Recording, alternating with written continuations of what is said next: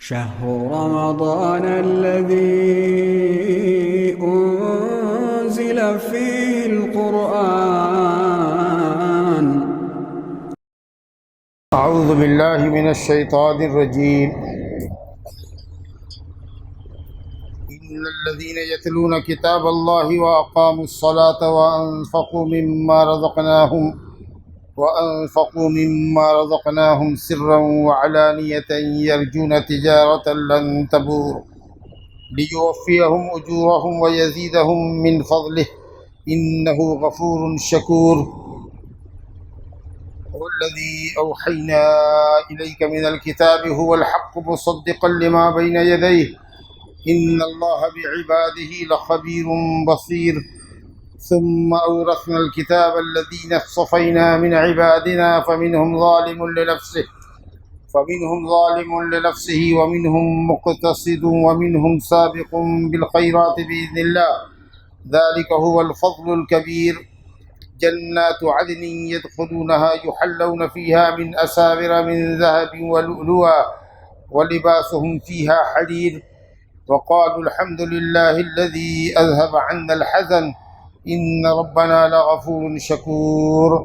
الذي أحلنا دار المقامة من فضله لا يمسنا فيها نصب ولا يمسنا فيها لغوب. والذين كفروا لهم نار جهنم لا يقضى عليهم فيموتوا ولا يخفف عنهم من عذابها كذلك نجزي كل كفور.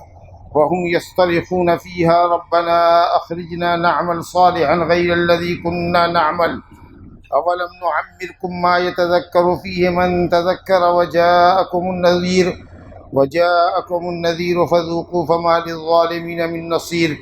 إن الله عالم غيب السماوات والأرض إنه عليم بذات الصدور. هو الذي جعلكم خلائف في الأرض فمن كفر فعليه كفره ولا يزيد الكافرين كفرهم عند ربهم إلا مقتا ولا يزيد الكافرين كفرهم إلا خسارا. سورہ فاطر کی چند آیات تقریباً 11 آیات آپ کے سامنے تلاوت کی گئی ہیں. اللہ تعالیٰ ارشاد فرماتا ہے ان الذین یتلون کتاب اللہ، بے شک جو لوگ اللہ تعالیٰ کی کتاب کی تلاوت کرتے ہیں. تلاوت جیسا کہ کل بھی آپ نے ملاحظہ کیا ہوگا کہ تلاوت لفظی ہوتی ہے اور تلاوت معنوی ہوتی ہے. یتلون کتاب اللہ ای یقرؤون کتاب اللہ، قرآن مجید پڑھتے ہیں. صحیح پڑھنا سیکھنا چاہیے، یہ واجب ہے. صحیح الفاظ کے ساتھ، صحیح ادائیگی کے ساتھ مخارج کی پڑھنا واجب ہے. ورتل القرآن ترتیلا. تو جو لوگ قرآن مجید کو صحیح طریقے سے پڑھتے ہیں اور پھر تلاوت معنوی یعنی اس کو سمجھتے ہیں اور اس پر عمل کرتے ہیں اور اس کی دعوت لوگوں کو دیتے ہیں، یہ ہے اصل تلاوت کا مفہوم. الذین یتلون حق تلاوت، یہ ہے تلاوت کا حق، لفظی اور معنوی تلاوت دونوں طرف سے. لفظ کو صحیح پڑھتے ہیں، معانی کو سمجھتے ہیں، تدبر اور تفہم و تعقل سے کام لیتے ہیں اور پھر اس پر عمل کرتے ہیں، اس کی طرف لوگوں کو بلاتے ہیں. جیسا کہ حضرات صحابہ کرام رضوان اللہ علیہم اجمعین اپنے متعلق کہتے ہیں کہ ہم 10 آیتوں سے زیادہ تجاوز نہیں کرتے تھے، دوسری 10 آیتیں نہیں سیکھتے تھے جب تک کہ ہم ان 10 آیتوں کو پڑھ نہ لیں، ان کے معانی کو سمجھ نہ لیں اور ان پر عمل نہ کر لیں. اس وقت تک دوسری 10 آیتوں پر ہم فوکس نہیں کرتے تھے. 10 آیتوں کا جب علم ہو جاتا ہم کو، پڑھ لیتے، سمجھ لیتے، عمل کر لیتے، تب دوسری 10 آیتوں کا علم حاصل کرتے. اس طرح سے ہم نے علم اور عمل دونوں ساتھ سیکھا. تو جو لوگ اللہ تعالیٰ کی کتاب کی اس طرح تلاوت کرتے ہیں، وہ اقاموا الصلاۃ، اور نماز قائم کرتے ہیں. قائم کرنا بولے تو بالکل سیدھے طریقے سے، جس میں کوئی کجی نہ ہو، ٹیڑھا پن نہ ہو. اور اس کے لیے ضروری ہے کہ شروط، ارکان، واجبات، سنن و مستحبات کا لحاظ رکھیں. جسم پاک ہو، لباس پاک ہو، جگہ پاک ہو، نیت خالص ہو، سنت کی پیروی کے مطابق نماز پڑھیں، حضور قلب کے ساتھ پڑھیں اور ہمیشہ نماز پڑھیں. چاہے جتنی اچھی نماز پڑھیں لیکن کبھی کبھار پڑھ رہے ہیں تو یہ اقامت صلاۃ نہیں. ہمیشہ پڑھیں لیکن واجبات اور فرائض کی پابندی نماز میں نہ کریں، خشوع خضوع نہ کریں، جلدی جلدی اٹھی بیٹھی کریں، یہ اعتدال ارکان نہ کریں، اطمینان کے ساتھ نماز نہ پڑھیں. تو نبی صلی اللہ علیہ وسلم نے ایسے ہی ایک صحابی کو کہا تھا ارجع فصلی فإنک لم تصلی، جا دوبارہ نماز پڑھ کیونکہ تم نے نماز نہیں پڑھی، اطمینان سے نماز نہیں پڑھ رہا تھا، رکوع سجدے ٹھیک سے نہیں کر رہا تھا، پیٹھ کی ہڈی سیدھی بھی نہیں ہوئی کہ جلدی سے جھک جاتا تھا، سجدے سے اٹھ کے سیدھا بیٹھا نہیں کہ دوسرے سجدے میں جھک جاتا تھا. آپ نے کہا ارجع فصلی فإنک لم تصلی. تو اقامت صلاۃ میں یہ تمام چیزیں داخل ہیں. اور مردوں کے لیے بلا عذر شرعی جماعت چھوڑنا گناہ کبیرہ ہے، اس لیے اقامت صلاۃ میں یہ داخل بھی ہے کہ وہ نماز با جماعت پڑھتے ہیں، خشوع خضوع کے ساتھ پڑھتا ہے، حضور قلب کے ساتھ پڑھتے ہیں، صلو کما رأیتمونی وصلی محمد صلی اللہ علیہ وسلم کی صحیح سنت کے مطابق پڑھتے ہیں، اور ارکان واجبات اور شروط کو ادا کرتے ہیں، اور اپنی نمازوں پر دوام برتتے ہیں. دو صفت ہوئی. تیسری صفت اللہ نے فرمائی وَأَنفَقُوا مِمَّا رَزَقْنَاهُمْ سِرًّا وَعَلَانِيَةً، اور خرچ کرتے ہیں مما رزقناہم، جو ہم نے ان کو روزی دی ہے. وہ روزی کل کی کل خرچ کر دیتے ہیں یا اس میں سے جز خرچ کرتے، کچھ کرتے ہیں. من یہاں پر بیانیہ بھی ہے، جو بھی دیا وہ سب خرچ کر دیا. جس طرح کی روزی دی، علم دیا تو علم خرچ کیا، مال دیا تو مال خرچ کیا، جاہو مرتبہ دیا تو جاہو مرتبہ خرچ کیا. جس کو جو دیا اس نے وہ خرچ کر دیا اللہ کے راستے میں، یا اس میں سے کچھ خرچ کیا. حضرت ابوبکر صدیق نے ایک موقع پر اپنا سارا گھڑی اٹھا کر کے نبی صلی اللہ علیہ وسلم کو دے دیا، کچھ گھر میں نہ چھوڑا. اللہ رسول کے ذکر کے سوا، اللہ رسول کی سنت کے سوا، اللہ رسول کی پیروی کے سوا کچھ نہ چھوڑا. تو آدمی کل مال بھی دے سکتا ہے اگر ابوبکر صدیق رضی اللہ عنہ اور ان کے خانوادے جیسا ان کے بال بچے ہوں. ورنہ اگر یہ ہے کہ صاحب کل خرچ کر دینے سے بیوی بچے بھوکے رہ جاتے اور وہ صبر نہیں کرتے، بے صبری کا مظاہرہ کرتے، تو جائز نہیں ہے کہ آپ کل اللہ کے راستے میں خرچ کریں اور ان کو ضائع اور برباد کریں. اگر وہ صبر نہیں کر سکتے ہیں تو ان کے لیے بھی آپ کو رکھ چھوڑنا ہے. تو بہرحال من بیانیہ لیجیے یا من تبعیضیہ لیجیے، جو دیا ہے اس میں سے کل خرچ کر دیتے ہیں یا بعض خرچ کر دیتے ہیں.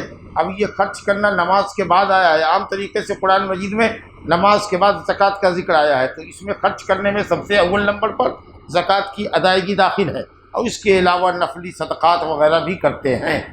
وَأَنفَقُوا مِمَّا رَزَقْنَاهُمْ. اور کمال یہ ہے کہ ہم لوگ خرچ کرتے ہیں تو ہم یہ سمجھتے ہیں کہ ہم نے اللہ کے راستے میں خرچ کیا، تو شاید یہ خیال آتا ہے کہ ہم نے اللہ پر احسان کیا.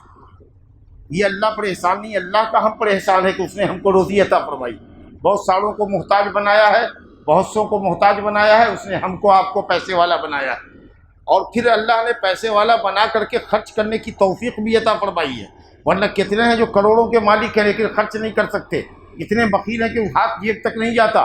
اللہ فرماتا ہے کہ یہ لوگ اچھے لوگ نہیں ہیں، یہ بہت برے لوگ ہیں جن کو ہم نے مال دیا ہے، مطلوب ہے ان سے خرچ کرنا لیکن وہ خرچ نہیں کرتے. وَلَا يَحْسَبَنَّ الَّذِينَ يَبْخَلُونَ بِمَا آتَاهُمُ اللَّهُ مِنْ فَضْلِهِ هُوَ خَيْرًا لَهُمْ بَلْ هُوَ شَرٌّ لَهُمْ سَيُطَوَّقُونَ مَا بَخِلُوا بِهِ يَوْمَ الْقِيَامَةِ. جن کو ہم نے مال دیا ہے اور مخالفت کرتے ہیں، وہ یہ نہ سمجھے کہ وہ اچھا کر رہے ہیں، وہ انتہائی برا کر رہے ہیں. یہ مال ان کے گلے میں سانپ بنا کر لٹکا دیا جائے گا جو ان کے گل پھڑوں کو چھیلے گا. وہ کہے گا میں تمہارا مال ہوں، میں تمہارا خزانہ ہوں. یہ اللہ کا احسان ہے، آپ اپنا کچھ نہیں دے رہے ہیں، نہیں ہوتا تو آپ سے کوئی مطالبہ نہیں تھا. اللہ نے یہ مال دیا مما رزقناہم، جو ہم نے تم کو دیا ہے، اپنے فضل سے دیا ہے. تو اللہ اگر مال دے تو توفیق بھی مانگو کہ اللہ راستے میں، اپنے راستے میں نیکی اور بھلائی کے راستے میں خرچ کرنے کی توفیق عطا فرما. وہ تو آدمی بطور خاص قابل رشک ہے جس کو اللہ تعالیٰ علم عطا فرمائے اور علم کے مطابق عمل کرنے کی صلاحیت عطا فرمائے. تو ایسے آدمی کو دیکھ کر اللہ سے دعا کرو کہ اللہ ایسے ہی علم ہم کو یا ہمارے بچوں کو عطا فرما. اور ایک وہ آدمی جس کو اللہ نے خوب مال دیا ہو اور دونوں ہاتھ سے مال خرچ کرنے پر اللہ تعالیٰ نے اس کو قادر بنایا ہو، توفیق عطا کی ہو، تو ایسے مالدار کو دیکھ کر تمنا کرو اللہ ایسے ہی مالدار ہم کو بھی بنا تاکہ ہم تیرے راستے میں بھی دونوں ہاتھ سے لوٹائیں. قارون کو دیکھ کر کبھی تمنا مت کرو کہ قارون جیسی دولت ہوتی. ہاں، اللہ کے راستے میں خرچ کرنے والوں کو دیکھو تو تمنا کرو کہ اللہ تعالیٰ ایسے ہی مال دے. تو یہ دونوں لوگ بطور خاص قابل رشک ہیں، ان کو دیکھ کر تمنا کرنی چاہیے، دعا کرنی چاہیے. رجل آتاہ اللہ مالا فسلطہ علی ہلکتہ، مال دیا ہو اور اس کو گویا کہ خرچ کرنے پر اللہ نے ایک طرح سے مسلط کر دیا کہ وہ کام ہی اس کا کچھ نہیں ہے سوائے اس کے کہ وہ خرچ کرے گا اللہ کے راستے میں۔ اللہ اور جو لوگ اللہ کے راستے میں خرچ کرتے ہیں کبھی بھی ان کا مال کم نہیں ہوتا، یہ موضوع کئی مرتبہ آ چکا ہے۔ وَمَا أَنفَقْتُم مِّن شَيْءٍ فَهُوَ يُخْلِفُهُ وَهُوَ خَيْرُ الرَّازِقِينَ، جو تم اللہ کے راستے میں خرچ کرتے ہو اللہ اس کا بہتر عوض عطا کرتا ہے اور وہ بہترین روزی دینے والا ہے۔ سود میں اور زکوٰۃ میں صدقے میں اللہ نے کمپیئر کیا ہے، وَمَا آتَيْتُم مِّن رِّبًا لِّيَرْبُوَ فِي أَمْوَالِ النَّاسِ فَلَا يَرْبُو عِندَ اللَّهِ وَمَا آتَيْتُم مِّن زَكَاةٍ تُرِيدُونَ وَجْهَ اللَّهِ فَأُولَٰئِكَ هُمُ الْمُضْعِفُونَ۔ اگر مال سود کے لیے دیتے ہو کسی کو تاکہ وہ زیادہ پلٹا کر کے دے گا تو اللہ کے پاس کبھی ثواب نہ پاؤ گے، لیکن جو تم اللہ کے راستے میں روزی خرچ کرتے ہو صدقہ دیتے ہو، وما آتیتم من زکوٰۃ زکوٰۃ دیتے ہو صدقہ دیتے ہو، فاولئک هم المضعفون، تو وہی لوگ ذو اضعاف ہیں جن کی نیکیاں بہت بڑھ چڑھ کر اللہ تعالیٰ ان کو دے گا۔ کمثل حبۃ انبتت سبع سنابل فی کل سنبلۃ مئۃ حبۃ واللہ یضاعف لمن یشاء۔ ان کے خرچ کی مثال ایسی ہے جیسے کوئی زمین میں ایک دانہ بوئے اور اس سے ایک بالی نکلے اور بالی میں 700 دانے ہوں، ایک دانے پر 700 دانہ، اور اس کے بعد واللہ یضاعف لمن یشاء، اس کے آگے بھی 700 گنا سے بھی زیادہ اللہ کے راستے میں خرچ کرتا ہے۔ یہ مبارک اشرہ ہے، آخری اشرہ ہے، طاق اڑاتے ہیں اللہ کے بندو، اللہ کے راستے میں خرچ کرو، زیادہ سے زیادہ اللہ کے راستے میں خرچ کرو۔ کہ جو ہم نے روزی دی ہے اس میں سے خرچ کرتے ہیں، سرم و علانیہ، چھپ کر کے خرچ کرتے ہیں اور علانیہ طور پر خرچ کرتے ہیں۔ عام نفلی صدقہ ہو تو چھپ کر دو، کیونکہ لوگوں کے سامنے اگر کسی غریب مسکین کو اگر دیتے ہو تو بیچارے کا دل ٹوٹ جائے گا کہ اتنے لوگوں کے سامنے یہ ہم کو خیرات دے رہا ہے، اسے چپکے سے دو، اس کے گھر جا کر کے دو۔ لیکن زکوٰۃ ہے تو زکوٰۃ دو، کوئی اسلامی پروجیکٹ ہے، مسجد کے لیے زمین خریدنے کا مسئلہ ہے، کوئی اسلامی پروجیکٹ ہے، کسی مدرسے کی بنیاد ڈالی جانی ہے، اس کے اندر پیسہ دو، لکھو بھائی ہماری طرف سے 1 لاکھ روپیہ، تاکہ دوسروں کو بھی شوق ہو، جو اس سے زیادہ مالدار ہے وہ کہے ہماری طرف سے 2 لاکھ لکھو بھائی، کوئی کہے 50,000 لکھو جی۔ تو اس طریقے سے مقصد یہ ہو کہ اللہ کے نیک بندے اس میں بڑھ چڑھ کر کے حصہ لیں، یا کسی آدمی یا کوئی آدمی کھڑا ہو جائے یہاں پر محتاج اور مسکین اور کہے مولانا ہمارے لیے کچھ جمع کروا دیجیے چندہ، اب وہ خود اپنے آپ کو لوگوں کے سامنے پیش کر رہا ہے، اپنا چہرہ لے کے یہاں کھڑا ہوا ہے اور وہ سوال کا محتاج ہے یا سوال چاہتا ہے یا سوال کی ذلت کو برداشت کرنا چاہ رہا ہے اور کھڑا ہو کے بول رہا ہے کہ لوگوں میں ہمارا تعارف کرا دیجیے، تو چلیے ہم اعلان کر دیتے ہیں اور آپ لوگ سب ڈالیے اس کے اوپر، سمجھا نا؟ ورنہ عام نفلی صدقہ ہے تو بہتر یہ ہے کہ چپکے دو۔ وَرَجُلٌ أَخْفَاهَا تَصَدَّقَ بِصَدَقَةٍ فَأَخْفَاهَا حَتَّىٰ لَا تَعْلَمَ شِمَالُهُ مَا تُنْفِقُ يَمِينُهُ، ایسے آدمی جنت کے عرش کے سائے میں، قیامت کے دن عرش کے سائے میں ہوگا، جو داہنے ہاتھ سے خرچ کرے تو بائیں ہاتھ کو پتہ نہ چلے۔ بہرحال جیسے جب جو حالات ہوں اس کے حساب سے سری طور پر دو یا جہری طور پر دو، حالات اور ضرورت کے مطابق۔ اللہ اکبر۔ یہ لوگ جن کے اندر یہ 3 صفات ہیں، اللہ کی کتاب کی تلاوت کرتے ہیں، نماز قائم کرتے ہیں، فرض اور نوافل کا اہتمام کرتے ہیں، فرائض و نوافل کا، اور اللہ نے جو روزی دی ہے واجب اور نفلی صدقہ کرتے ہیں، سرم و علانیہ، یرجون تجارۃ لن تبور، وہ اللہ سے ایسی تجارت کی امید رکھتے ہیں جو کبھی ہلاک نہیں ہوگی، جو کبھی گھاٹے کا شکار نہیں ہوگی، وہ تجارت بڑھتی چلی جائے گی، بڑھتی چلی جائے گی۔ وہ تجارت یہ تو بضاعت ہے، یہ تو سامان ہے، ہمارا عوض ہے جو ہم خرچ کر رہے ہیں۔ اللہ سے کیسی تجارت کر رہے ہیں؟ کس چیز کی؟ مغفرت کی اور جنت کی اور مساکن طیبہ۔ یا ایھا الذین آمنوا هل ادلکم علی تجارۃ، دیکھو لفظ تجارت آیا ہے، یا ایھا الذین آمنوا هل ادلکم علی تجارۃ تنجیکم من عذاب علیم، جو تم کو عذاب علیم سے نجات دے، ایسی تجارت نہ بتاؤں؟ تؤمنون باللہ ورسولہ وتجاہدون فی سبیلہ، وتجاہدون فی سبیل اللہ باموالکم وانفسکم ذالکم خیر لکم ان کنتم تعلمون یغفر لکم ذنوبکم۔ یہ فائدہ دیکھو، عوض تم نے خرچ کیا اللہ کے راستے میں، اللہ تعالیٰ کیا دے رہا ہے؟ یغفر لکم من ذنوبکم ویدخلکم جنات تجری من تحتها الانہار ومساکن طیبۃ فی جنات عدن ذالک الفوز العظیم۔ یہ عوض ہے، اور معوض جو ملے گا وہ اللہ کی مغفرت اور اس کی جنت۔ یہ سامان ہے آپ کا جو آپ خرچ کر رہے ہیں، بدلے میں کیا ملے گا؟ مغفرت ملے گی، جنات ملے گی۔ یہ لوگ ایسی تجارت کی امید لگاتے ہیں۔ اچھا، معلوم یہ ہوا کہ ثواب کی امید، مغفرت کی امید، جنت کی امید کب لگانی چاہیے؟ جبکہ اعمال صالحہ ہو۔ کیا کہا؟ تلاوت کرتے ہیں، نماز قائم کرتے ہیں، اللہ کے راستے میں خرچ کرتے ہیں، تب اللہ سے تجارت کرنے والے ہوتے ہیں، امید لگاتے ہیں۔ کوئی عمل نہ کریں، ہم گناہوں میں لت پت رہیں اور امید کریں جنت کی، لالچ کریں کہ اللہ تعالیٰ سے امید ہے ہماری، امید پہ کیا لگا ہوا ہے؟ یہ امید نہیں ہے، یہ غرور نفس ہے آپ کا، دھوکہ ہے آپ کا، یہ وہم ہے آپ کا۔ امید تو وہاں ہوتی ہے جب اسباب ہوتے ہیں، دکان کھول کے بیٹھتے ہیں تب گراہک کے آنے کی امید ہوتی ہے، جس کے پاس دکان ہی نہیں وہ امید کیا لگائے گا گراہک؟ ظن اور امید وہاں ہوتی ہے جہاں اسباب ہوتے ہیں، جہاں اعمال ہوتے ہیں تو اللہ سے امید لگاؤ۔ ظاہر ہے کہ ہم امید ہی کر سکتے ہیں، اللہ سے امید اور دعا ہی کر سکتے ہیں کہ قبول کرے عمل کو اور ہم کو جنت عطا فرمائے۔ کوئی دعوے کے ساتھ ٹھوک کے تو کہہ نہیں سکتا کہ وہ قرآن پڑھتا ہے، نماز پڑھتا ہے، زکوٰۃ دیتا ہے، یہ وہ کرتا ہے تو جنت پا کے ہی رہے گا، ایسا تو کوئی دعویٰ نہیں کرتا۔ والذین هم من خشیۃ ربهم مشفقون، اللہ سے ڈرتے رہتے ہیں۔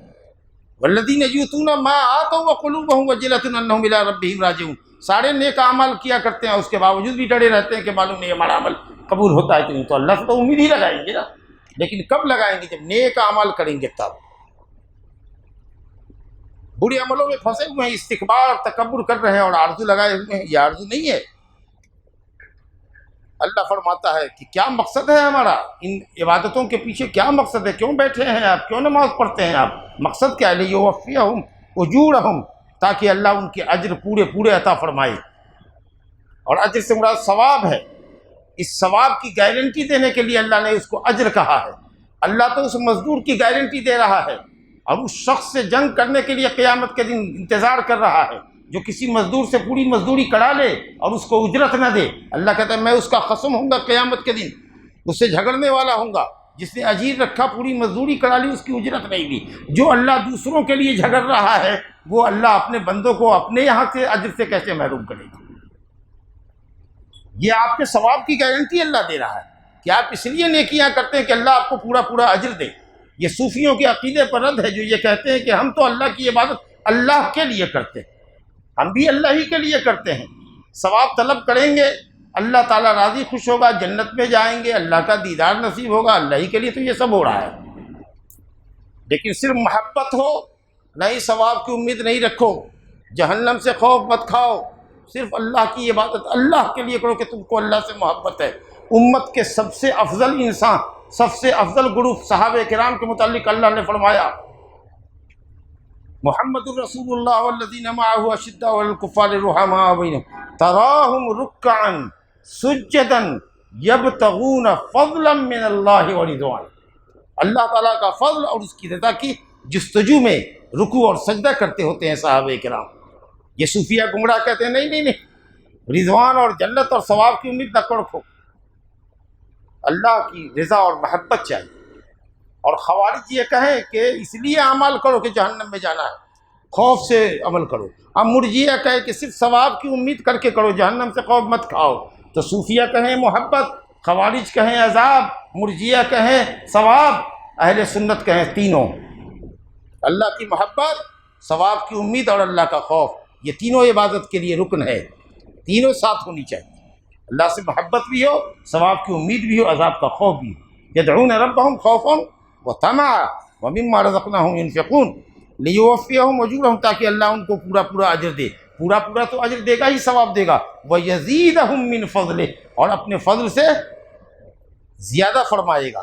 زیادتی کس چیز میں؟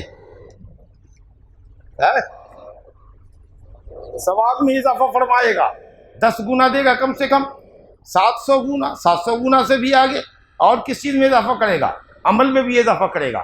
ایک آدمی اللہ کے لیے مخلص ہو کر ایک عمل نیکی کا کرتا ہے، اگر وہ عمل قبول ہو جاتا ہے، قسم اللہ کی، اللہ تعالیٰ اس کو دوسرے نیک عمل کی توفیق دیتا ہے۔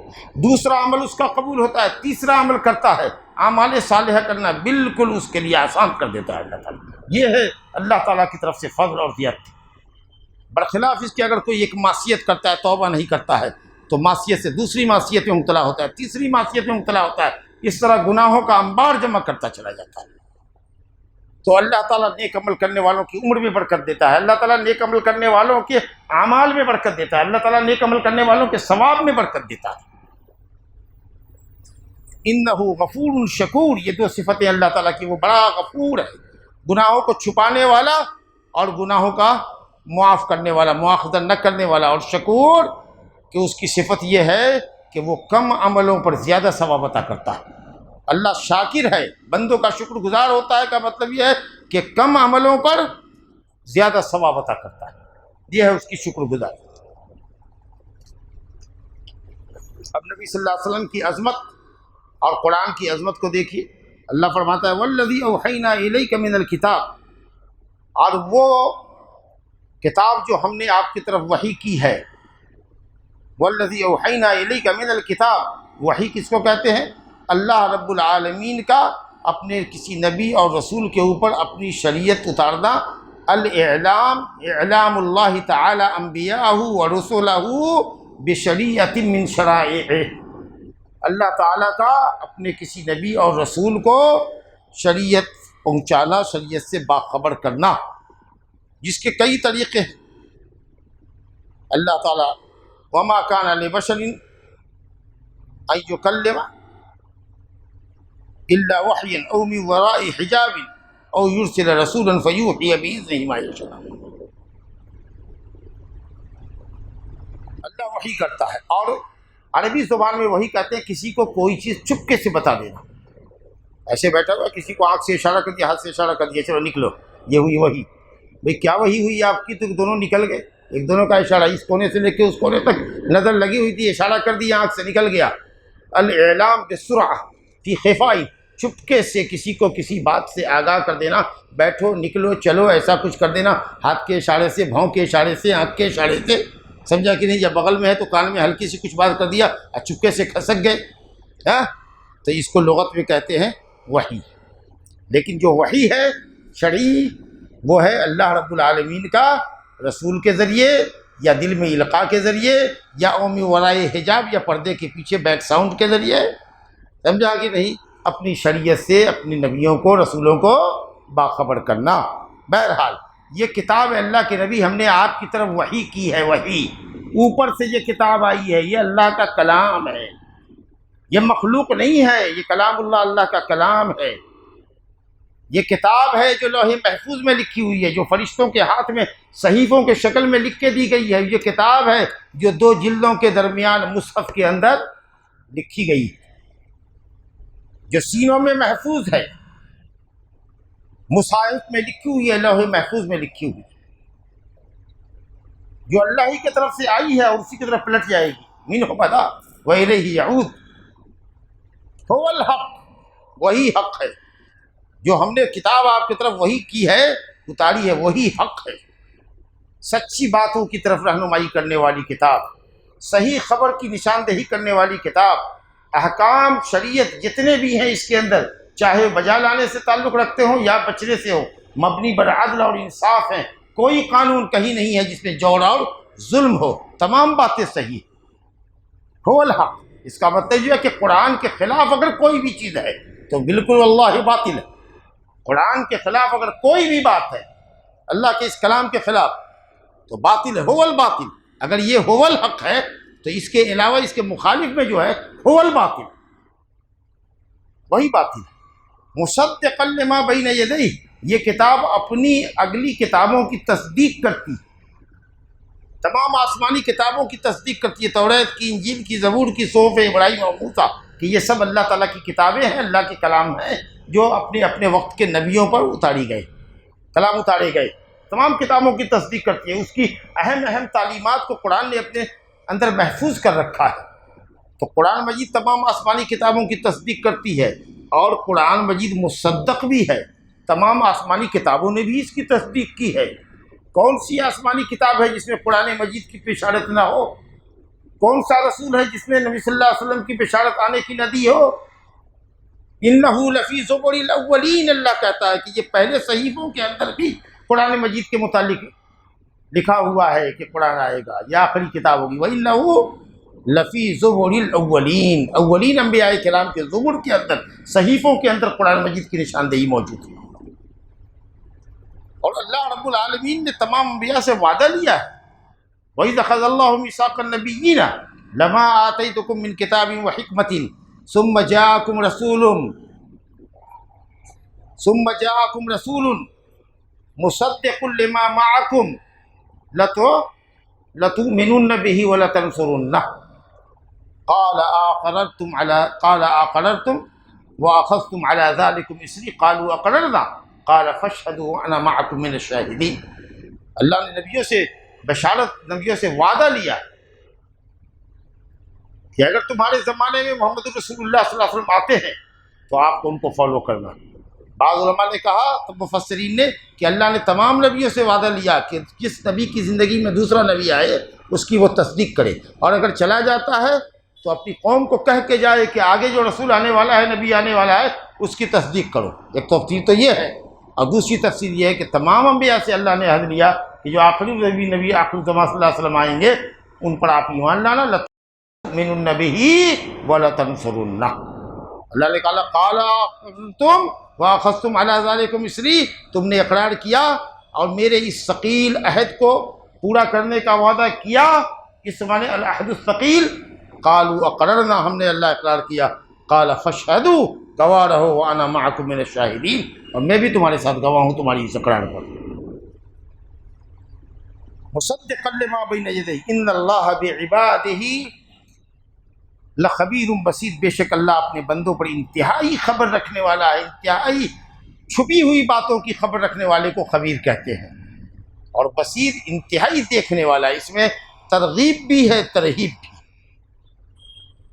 جو صحیح عمل کرے گا، ایمان لائے گا، اس کے لیے بشارت ہے، جو وضاحتوں کے باوجود بھی ایمان نہیں لائے گا اس کے لیے تخویف ہے، ترہیب ہے۔ اللہ اکبر۔ یہ وہی جو اللہ نے محمد صلی اللہ علیہ وسلم کی طرف اتاری ہے، جو تمام آسمانی کتابوں کی تصدیق کرتی ہے، اور تمام آسمانی کتابوں میں اس کا ذکر موجود ہے۔ اللہ فرماتا ہے کہ یہ عظیم کتاب کو، جو رہتی دنیا تک انسانوں کی رہنمائی کرنے والی کتاب ہے، اللہ کہتا ہے کہ ہم نے اس کتاب کا وارث بنایا ہے ان بندوں کو جن کو ہم نے چنا ہے، اور وہ بندے جس کے لیے یہ قرآن اترا ہے کون ہے؟ یہ امت محمدیہ کے افراد ہیں۔ یہ دنیا کی سب سے چنندہ قوم ہے، سب سے افضل امت ہے۔ کنتم خیر امت اخرجت للناس انکم توفون سبعین امت انتم اعزها واکرمها علی اللہ۔ سب سے باعزت قوم اگر کوئی ہے، باعزت امت ہے، مشرف مکرم امت کوئی اللہ کی نگاہ میں ہے تو وہ امت محمدیہ ہے، جس کو اللہ نے اس کتاب کا وارث بنایا ہے کہ تم اس کتاب کو پڑھو، اس کو سمجھو، اس پر عمل کرو، اور اس کی دعوت دنیا والے کو دو۔ افبہذا الحدیث انتم مدہنون، ایسی کتاب سے تم مداہنت کرتے ہو، ایسی کتاب سے سمجھوتا کرتے ہو کفار سے؟ حق ہے اس سے سمجھوتا کرنا کیا؟ چلو کچھ آیتوں سے تنازل کر لو، ہمارا تمہارا اختلاف ختم ہو جاتا۔ ارے ہم تنازل نہیں کر سکتے، یہ اللہ کا کلام ہے، یہ رہتی دنیا تک کے لیے ہے۔ کوئی مسلمان، دنیا کا کوئی مسلمان ایک لفظ سے تنازل نہیں کر سکتا، ایک لفظ سے تنازل نہیں کر سکتا، یہ اللہ کا کلام ہے۔ ہم اپنی بات سے تنازل کر سکتے ہیں، ہم اپنا گھر بار لٹا سکتے ہیں، لیکن ہم اللہ کے کلام سے تنازل وڈرا نہیں کر سکتے، ہم اس کی کسی چینجنگ کو قبول نہیں کر سکتے۔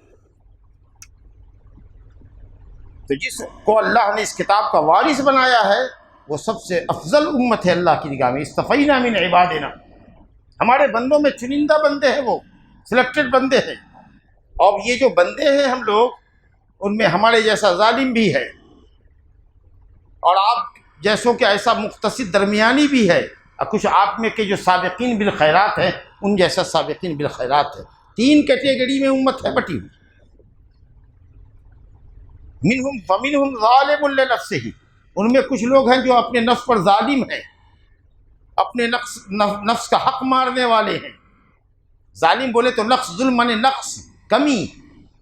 کلتا الجنتین آتت اکلہا ولم تظلم منہ شیئا، دونوں باغ جو اس شقی خور کا تھا، مشرک کا، سورہ کہف میں جو خوب پھل لاتا تھا تو اپنے مسلمان بھائی پر اتراتا تھا کہ دیکھو ہمارے پاس یہ ہے، ایسا ویسا پھل ہے، باغ ہے، بیچ میں کھیتیاں ہیں، اور کنارے کنارے ہمارے باغات دیکھو کتنے لدے پھدے ہیں۔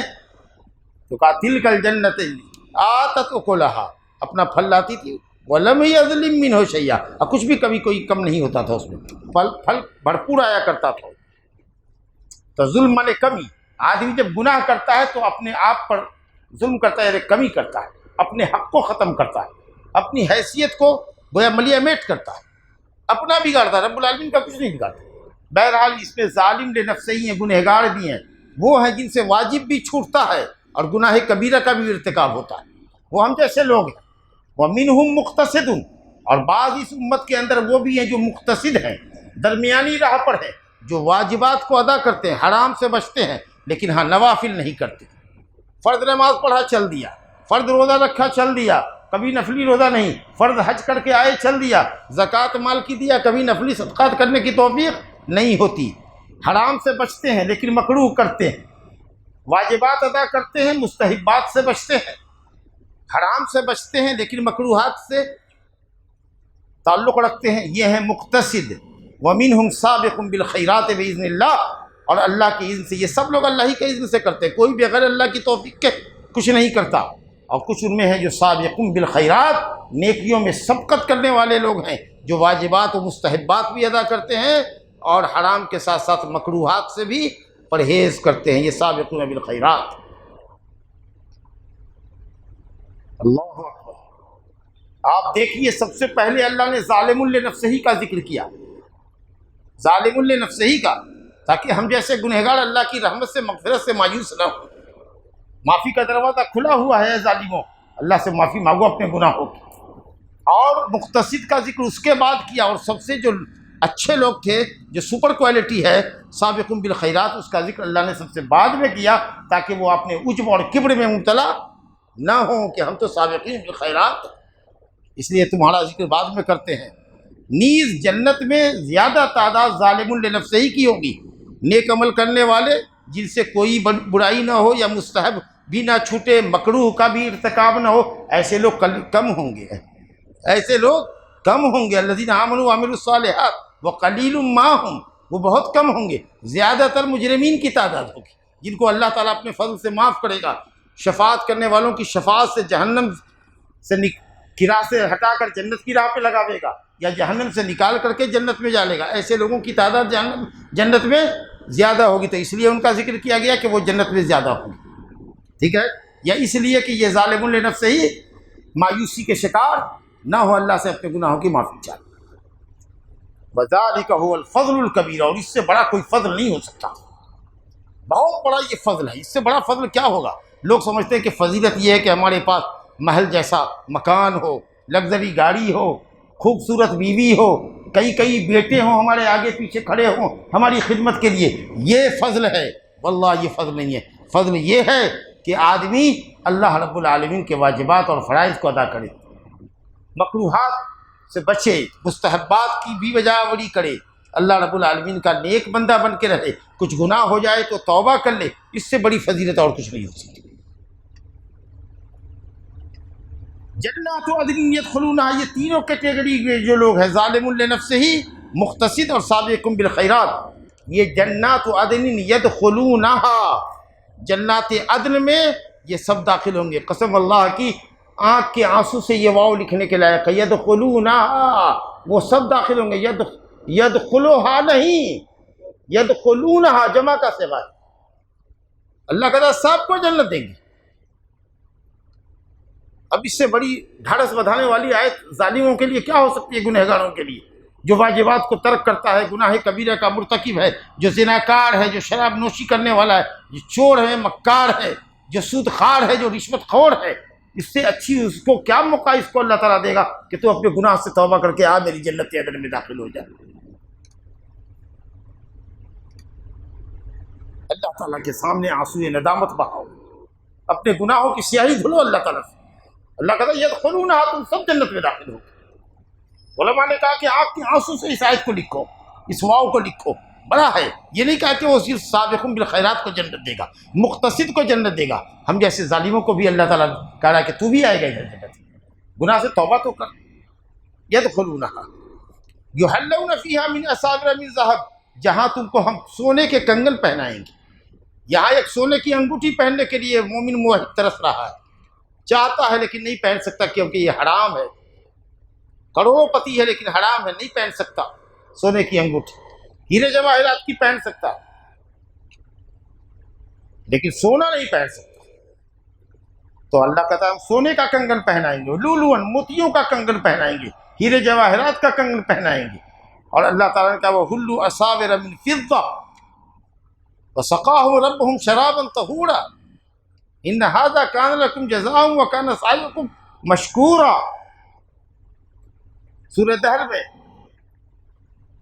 چاندی کا کنگن پہنائیں گے۔ اب سوچئے کہ جواہرے کا کنگن ہو، سونے کا کنگن ہو اور چاندی کا کنگن ہو، کیا منظر ہوگا خوبصورت۔ یا کبھی یہ کبھی یہ کبھی یہ تنوع کے ساتھ بدل بدل کر کے۔ وَلِبَاسُهُمْ فِيهَا حَرِيرٌ، اور لباس ریشم کا ہوگا۔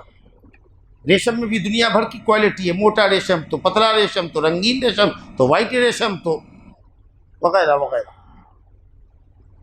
یلبسون من خضر ثیابا من خضر وسندس من سندس وخضر واستبرق، دیکھا نا۔ وقالوا الحمدللہ، اور جب جنتی جنت میں چلا جائے گا تو کہے گا الحمدللہ، تمام تعریف اللہ کے لیے۔ کیوں اللہ کے لیے تعریف ہے؟ کمال محمود ہے وہ، ہمارا محمود جس کی ہم تعریف کرتے ہیں وہ اپنی صفت کمال سے، وہ اپنی اس کی جملہ صفات کمالیہ ہے، اور اس لیے کہ اس نے ہم پر انعام فرمایا ہے۔ اللہ کا حمد، اللہ کی حمد و ثنا دو وجہ سے، اس لیے کہ وہ تمام صفات کمال سے متصف ہے، اس لیے کہ وہ ہم پر احسان کر رہا ہے، نعمت فرما رہا ہے۔ جبکہ اللہ تعالیٰ کے لیے شکر کا کلمہ کب بولتے ہیں؟ جب وہ نعمت ہو، تو نعمت کے مقابلے میں شکر ہوتا ہے، لیکن حمد دو وجہ سے ہوتا ہے، اس لیے کہ وہ صفات کمال سے متصف ہے، اس لیے کہ وہ ہم پر نعمت فرماتا ہے۔ الحمدللہ، اس نے کہا الحمدللہ الذی اذهب عنا الحزن، جو ہم سے ہر ہم و غم کو لے گیا۔ جنت میں آنے سے پہلے دنیا میں ہر طرح کا ہم و غم تھا، معلوم نہیں قبر میں کیا ہوگا، معلوم نہیں حشر میں کیا ہوگا، معلوم نہیں پل صراط کیسے پار کریں گے، معلوم نہیں، اتنے ہم و غم تھا۔ آج اللہ نے جنت داخل کر کے تمام ہم و غم کو ہمارے ختم کر دیا۔ ان ربنا لغفور شکور، بے شک ہمارا رب البتہ بہت بخشنے والا اور بہت عنایت کرنے والا ہے، جو کم عمل کے اوپر زیادہ ثواب دیتا ہے۔ الذی احلنا دار المقامۃ من فضلہ، جس نے ہم کو ٹھہرنے کی جگہ میں رکھا ہے، ہمیشہ ٹھہرنے کی جگہ۔ جنت ہمیشہ ٹھہرنے کی جگہ ہوگی، کبھی بھی آدمی لا یبغون عنہا حولا، وہاں سے تبدیلی یہ مکان بھی نہیں چاہے گا۔ یہ بات کئی دفعہ درس میں آ چکی ہے کہ ہر مومن، ہر جنتی اپنی جنت میں مست ہوگا، سوچے گا کہ یہ تو جنت ہم کو ملی ہے وہ سب سے بڑھیا جنت ہے، اس سے تبدیلی یہ مکان بھی نہیں چاہے گا۔ یہ بھی اللہ کا فضل دیکھ، اور اسی وجہ سے حسد اور کینہ بھی ایمان والوں کے اندر، اہل جنت کے اندر نہیں ہوگا۔ من فضل ہی، اپنے فضل سے، جنت اللہ کے فضل سے ملے گی۔ کہا یا رسول اللہ آپ کو بھی آپ کا عمل جنت میں داخل نہیں کرے گا؟ آپ نے کہا مجھے بھی نہیں، الا ان یتغمدنی اللہ بفضل منہ ورحمہ، مگر یہ کہ اللہ اپنے فضل اور رحمت سے ہم کو بھی شامل کر لے۔ سمجھ دیں گے؟ اور اللہ کی رحمت اور اس کے فضل کو حاصل کرنے کا ذریعہ اعمال صالحہ، یا اعمال صالحہ سے درجات بلند ہوں گے اور آدمی جنت میں داخل ہوگا اللہ تعالیٰ کے فضل و رحمت سے۔ لا یمسنا فیہا نصب، جہاں کوئی تکان نہیں ہوگی۔ اور تکان کے بعد کیا ہوتا ہے؟ تکان کے بعد کیا ہوتا ہے؟ اور کیا ہوتا ہے؟ تکان کے بعد کیا ہوتا ہے؟ تکان کا اثر کیا ہوتا ہے؟ سستی، کاہلی، مشقت، پریشانی، اس کو لغوب کہتے ہیں۔ اصل میں یہ بتانا تھا کہ اللہ کا شکر ہے کہ ہمیں تکان نہیں، یہاں جنت میں کوئی تکان نہیں، اور تکان کے نتیجے میں جو کچھ بھی ہو سکتا ہے اس کو لغوب کہتے ہیں۔ تو آگے کہا گیا وَلَا يَمَسُّنَا فِيهَا لُغُوب، تکان کے نتیجے میں جو لغوب ہوتا ہے، سستی، کاہلی، نیند وغیرہ، جو کچھ بھی آپ لوگوں نے کہا اس میں سے کچھ نہیں ہوگا۔ اس سے علماء نے استنباط کیا کہ جنت میں جنتی سوئے گا نہیں، کیونکہ آدمی سوتا ہے تکان کو دور کرنے کے لیے، دن بھر کی سستی اور کاہلی اور غفلت کو دور کرنے کے لیے، تھک چکا ہے، چور چور ہو چکا ہے۔ جب نیند لیتا ہے اور گہری نیند لیتا ہے، صبح دم تازہ ہو کے نکلتا ہے، وہاں کوئی تکان ہی نہیں ہوگی تو نیند کہاں سے ہوگی؟ اور دوسری ہے کہ نیند جو ہے وہ موت کا بھائی ہے، چھوٹا بھائی ہے، النوم اخو الموت، اور جنت میں کسی کو موت آنی نہیں ہے۔ اس لیے بس کھاؤ پیو، کھاتے رہو، پیتے رہو، عیش موج کرتے رہو، کچھ کرنے کا نہیں ہے۔ کھاؤ پیو، کوئی پیشاب نہیں، کوئی پیخانہ نہیں، کوئی تھوک نہیں، کوئی نیٹا نہیں، کوئی کھکھارا نہیں، کوئی منی نہیں، سمجھا کہ نہیں؟ وہ سب جو کھاؤ گے پیو گے پسینے کی شکل میں نکلے گا، جو بھی کھاؤ گے دن بھر کھاؤ رات بھر کھاؤ، سب پسینہ ہو کر کے نکلے گا، اور وہ پسینہ مشک و عنبر کو شرمندہ کر رہا ہوگا۔ اللہ، پیشاب پیخانے میں نہیں جانا ہے جی، عورتوں کو حیض نہیں، نفاس نہیں، بیوی سے مجامعت کرنے والے کو منی نہیں، ساری چیزوں سے پاک مطہرون، اور جو کھائے گا پیے گا وہ سب نکلے گا رشحهم المسک، جو پسینہ آئے گا وہ مشک کی خوشبو والا پسینہ ہوگا، وہ بھی مشک یہاں کا نہیں، جنت کا مشک، وہ سونے کا کنگن جو اللہ جنتیوں کو پہنائے گا، یہ سونا نہیں جو سوناروں کی دکان میں ملتا ہے، وہ اسپیشل سونا ہوگا جس سونے کو کسی آنکھ نے دیکھا نہ ہوگا، کیونکہ اگر یہی سونا ہو جائے تب تو پھر یہی سونا ہوگا۔ تو جنت میں سیب ہوگا، برتقال ہوگا، پھل ہوگا، یہ ہوگا وہ ہوگا، یہ سب مشابہ صرف ناموں کی ہوگی، ورنہ کہاں جنت کا پھل اور کہاں یہ عادت لعبادی الصالحین ما لا عین رات ولا اذن سمعت ولا خطر علی قلب بشر، وہ موتی، وہ ہیرا، وہ منگا، وہ جواہر سب نئے نئے جس کو دنیا میں کسی نے دیکھا نہ ہو۔ اللہم اجعلنا منہم، اللہم ادخلنا الجنۃ برحمتک۔ اور یہ قرآن مجید کا حسن بلاغت ہے، حسن بیان ہے کہ جب اللہ تعالیٰ اچھوں کا ذکر کرتا ہے، بڑوں کا ذکر کرتا ہے، جب جنت کا تذکرہ ہوتا ہے، جہنم کا تذکرہ ہوتا ہے۔ اب کفار مردودین کو دیکھ لیجئے، والذین کفروا لہم نار جہنم، جو لوگ کافر ہیں ان کے لیے نار جہنم، لہم نار جہنم، انہی کے لیے نار جہنم ہے۔ نار جہنم موصوف کی اضافت صفت کی طرف، نار جو جہنم ہے، جہنم صفت ہے، اس آگ کا لقب ہے جہنم۔ کبھی سوچا جہنم کا معنی کیا ہے؟ جہمہ سے، جہنم جہمہ سے، جہمہ بولے تو ایک دم ڈیپ، بہت گہری جہنم ہوگی اور انتہائی تاریک ہوگی، کوئی روشنی نہیں، کوئی بلب نہیں ہوگا، اسی اس کو جہنم کا۔ اور جنت کو جنت کیوں کہتے ہیں؟ کہ اس میں بہت زیادہ باغ ہوں گے، اتنا باغ ہوگا کہ ہرا کچوڑ ہوگا، کوئی دکھے گا نہیں، سمجھا کہ نہیں؟ اتنی ہریالی ہوگی، اتنے گھنے باغات ہوں، اور اسی میں سونے چاندی کا مال ہوگا۔ دیکھتے نہیں مصنوعی لوگ لگاتے ہیں اپنے پارک میں، کتنے پھول سجاتے ہیں، گملے لیتے ہیں، حالانکہ بیڈ روم میں جو ہوتا ہے وہاں بھی 2-4 گملے ہوتے ہیں ان کے، ہریالی چاہیے۔ اور جو اللہ کا باغ ہی باغ ہوگا، ہرا کچوڑ ہی ہوگا، سمجھا کہ نہیں؟ اس کا کیا کہنا ہے باغ کا؟ اور یہاں نار جہنم ہے جو انتہائی گہری جہنم ہوگی، لا یقضی علیہ فیموتوا، ان کے خلاف کوئی فیصلہ نہیں کیا جائے گا کہ وہ مریں، موت کا فیصلہ نہیں کیا جائے گا، مر جائیں گے تو آرام پا جائیں گے، اور زندگی کی بھی نعمت اور لذت نہیں ملے گی، تو نہ زندگی ہوگی نہ موت ہوگی، عذاب ہی عذاب ہوگا۔ لا یقضی علیہم فیموتوا ولا یخفف عنہم من عذابها، نعوذ باللہ، عذاب ایک پل کے لیے کم نہیں ہوگا۔